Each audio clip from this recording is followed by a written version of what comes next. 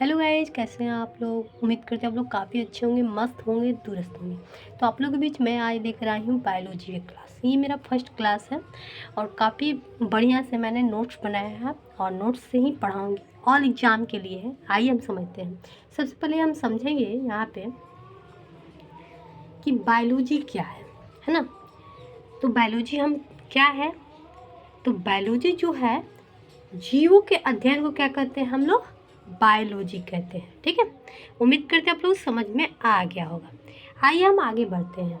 यह बायोलॉजी की शाखा है। अब बायोलॉजी की फुल फॉर्म क्या होता है, तो बायो मतलब जीवन और लॉजी मतलब अध्ययन। ठीक है, आप लोग को समझ में आ गया होगा। चलिए हम आगे बढ़ते हैं। अब हम देखते हैं इसको, जीवित और निर्जीव मतलब सजीव और निर्जीव में हम अंतर जानेंगे कि क्या होता है। ठीक है, मतलब क्या होता है, जो जीवित चीज़ होता है मतलब सजीव चीज़ होता है जिसमें जीव होता है उसमें क्या होता है, और जो निर्जीव होता है उसमें क्या होता है। आइए हम लोग समझ लेते हैं। मतलब जो सजीव होते हैं जिनमें बोलते हैं, चलते हैं, सांस लेते हैं, है ना। जैसे तो सजीव में आ जाएगा आपका मनुष्य, आ जाएगा पेड़, आ जाएगा जीव जंतु आ जाएगा। ठीक है, सजीव मतलब जीवित। ठीक है, निर्जीव में क्या आ जाएगा, कुर्सी हो गया, पेन हो गया, साइकिल हो गया, बाइक हो गया, ये सब क्या हो गया, निर्जीव हो गया। तो आइए हम समझ लेते हैं। देखिए सजीव में क्या होता है, वृद्धि होता है। ठीक, और निर्जीव में क्या होता है, वृद्धि नहीं होती है। ठीक है, हम लोग कैसे में आते हैं, सजीव में आते हैं। ठीक है, अब क्या होता है, सजीव में श्वसन होता है मतलब हम लोग सांस लेते हैं, और निर्जीव में क्या होता है, श्वसन नहीं होता है। ठीक है, आइए आगे बढ़ते हैं।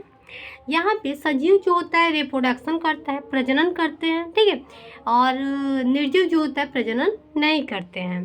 चलिए हम आगे बढ़ते हैं। यहाँ पे दे रहा है प्रतिक्रिया देते हैं, लेकिन निर्जीव जो होता है प्रतिक्रिया नहीं देते हैं।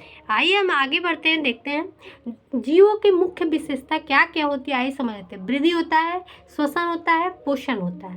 वृद्धि करता है, ठीक है, श्वसन सांस लेता है, पोषण करता है। ठीक है, उसके बाद क्या करता है, आइए हम समझ लेते हैं। अब क्या करता है, उत्सर्जन करता है भाई, प्रजनन करता है,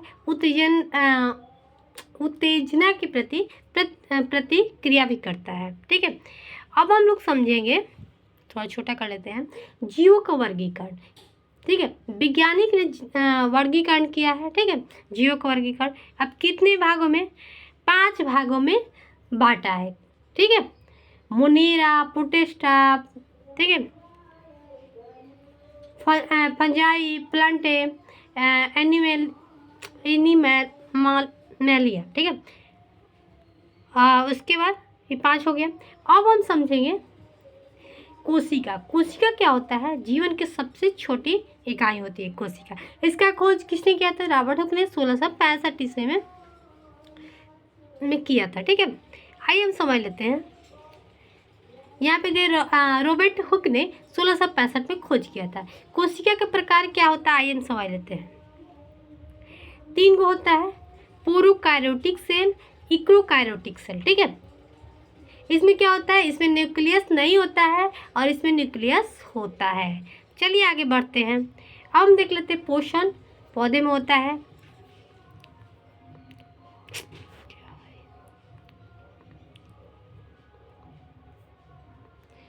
अब यहाँ पर है हिप्पोटोरिया मतलब जानवर में होता है। पौधे फोटोसिंथेसिस से भोजन करते हैं, महत्वपूर्ण शाखाएं होती है। ठीक है, ब्रांच ऑफ बायोलॉजी। ठीक है, अभी हम समझ लेते हैं पौधे के अध्ययन को क्या कहते हैं, बॉटनी। जानवरों को अध्ययन को क्या कहते हैं, जूलॉजी। ठीक है, माइक्रोबायोलॉजी मतलब सूक्ष्म जीवों का अध्ययन को हम लोग क्या कहते हैं, माइक्रोबायोलॉजी। ओके, आइए हम आगे बढ़ जाते हैं। अब आप लोगों का क्लास यहीं पे समाप्त हो जाता है। ये मेरा बायोलॉजी का फर्स्ट क्लास है, फिर सेकेंड वीक क्लास आएगा। तब तक हम मिलते हैं नेक्स्ट वीडियो में, तब तक के लिए बाय।